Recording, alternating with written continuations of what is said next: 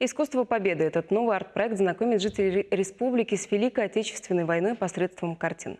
Основные улицы и магистрали республики, остановочные павильоны, территории у памятников и кольцевые развязки украшают копии полотен из собрания Чувашского государственного художественного музея.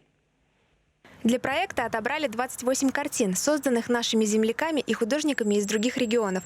Они передают и горечь войны, и торжество победы. Среди них есть такие известные картины, как «Письмо с фронта» Александра Локтионова, «Бронепоезд Комсомол Чувашии» Никиты Сверчкова, «Память» Николая Овчинникова. Все произведения искусства уже были оцифрованы музеем, и оставалось только их распечатать. По всей республике разместили около 500 баннеров. Многие пытаются говорить, что не советский народ победил в этой войне.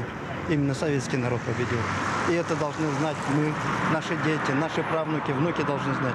И для того, чтобы эта память была жива и сохранялась, мы выбрали произведения, которые говорят о том, что действительно советский народ победил в этой великой войне. Арт-проект «Искусство победы» – это совместная идея Министерства культуры Чувашии и творческих объединений города. Теперь в ожидании общественного транспорта горожане могут знакомиться с произведениями наших земляков и историей Великой Победы.